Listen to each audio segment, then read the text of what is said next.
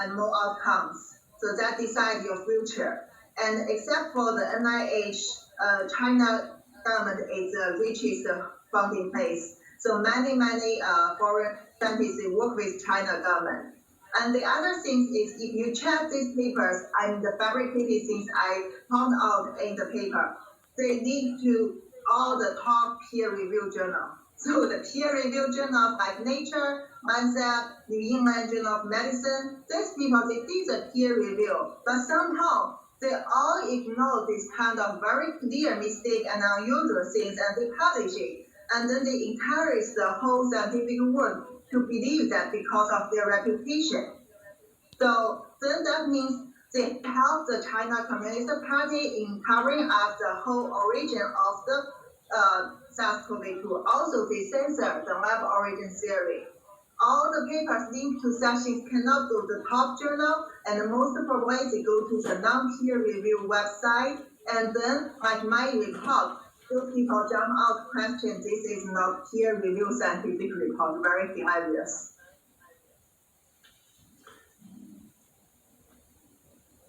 Are we still there? Okay. Yeah. Yeah, Dr. Yan, I mean, what happens when you talk to scientists here? Do you get a decent reception? I mean, what's happened when you've spoken to top virologists here in the United States and elsewhere? How do they receive what you say one-on-one? I'm not talking about it in the media itself, but when you actually speak to the professionals, what kind of response do you feel like you get? You mean the ones I contact in US, right? Yes. So I can say that I contact to the top scientist in FBI, and he talked with me for hours, and then he has no question. He basically, before I reveal the things, he seems doesn't know that ITG13 was fabricated because he prepared a lot. He showed me the paper, and I told him why it's fabricated. And there are some other researchers, they also agree with my things when we are talking, and then they said I'm the one confirmed their ideas, and also they thought ITG13 is a fabricated one, non-existent. And also for some top experts I met in the US government, actually I can say, when I show them the two reports at that time, they are convinced. So when they finish reading, they realize that the thing is very terrible, and there are a lot of effort being had from China Communist Party and also WHO, all these peer-reviewed journals, the top experts, to try to make people believe this virus is come from nature, either from the bat cave or from somewhere else.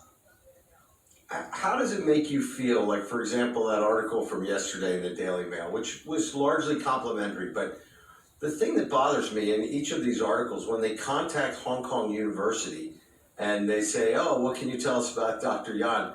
Oh, we barely knew her. I think she worked the photocopier. They are very, it's almost as if you never worked there. I mean, how do you feel about that? Is it just a tell on how they're just so frightened of the Communist Chinese Party? Actually, China, the lab in Hong Kong, although you may feel it's an independent international lab based in Hong Kong, but since years ago it's already under control of Chinese Communist Party, and their response is very typical Chinese Communist way. And they won't admit it because I'm the one reveal the truth, and they are the one try to even kill me, make me silence. So they put the very hilarious statements that I didn't engage into human-to-human transmission in late December to January, and my claim of my family get harm from the government is not scientific. But ask them why Professor Malik Pires quit of millions of dollars in Hong Kong just run away back to Sri Lanka and keep silent since I escaped. And ask what their response in scientific way, point to my report. And ask them why those very famous ones just judge my paper as it's non-peer review or it's related to Rule of Law Foundation, although it's a foundation which saved my life. Well, is Dr. Malik Pierce, is he in the West now, or is he still in Hong Kong? Hey, I believe he's in Sri Lanka. He's in Sri Lanka. So why isn't this? He's retired, but why hasn't some enterprising reporter gone down to Sri Lanka and asked him if he actually went to Wuhan in January? And if he's an employee of the World Health Organization, you would think that they themselves would have some sort of public records. This is what bothers me so much, Dr. Yan. You bring these bombshells to the table, and we can't find anybody to defuse them. We can't even find anybody to take a look at them who is should be in a position of responsibility. So, like so many other things, we got to thank you for just coming forward, because it's going to rest on the shoulders of the Lao Beijing and the deplorables of planet Earth to get to the bottom of this, because clearly it's going to take effort on the part of individuals, brave individuals just like yourself. So, good gosh, I mean, what you've gone through to bring this to the world is just unbelievable. And there was something that you said at the very start when Steve was asking you to talk about your bona fides, which really kind of stuck in my mind ever since. You said you went to Hong Kong because you wanted to improve your study, the study of urology and infectious diseases. Why? Because you wanted to help planet Earth. And here you are, you've thrown your whole past life to the wolves, to the side. You put everything at risk to do exactly that. And I just got to tell you, I have just tremendous admiration for you. So we only have what now, Vish, about a minute and a half left. Could you tell us what next steps are? What do we need to do as planet Earth to make sure that this does not occur again? So the first thing is I can make that example. So this COVID-19 thing is like when there is a leakage, water leakage in your home.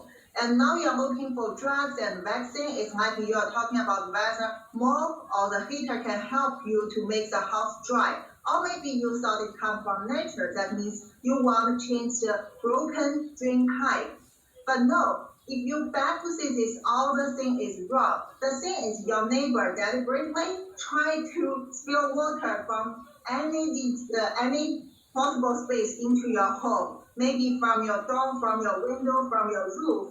And also this neighbor, they definitely have more other solution. Maybe it's oil or maybe it's other solution. And so do you think in this way, just talking about which mop or which kind of heater can help your home dry is useful? Or you should back to see why this neighbor do this and what other kind of things they can release to your home and the harmful effort behind it. So that's why I said the first thing you want. Dr. Yan, we're out. And what she's trying to say is our neighbor is China, and they are pushing disease into our country through various methods, and we have to find out how they're doing it, why, and we get that by going to the lab at Wuhan.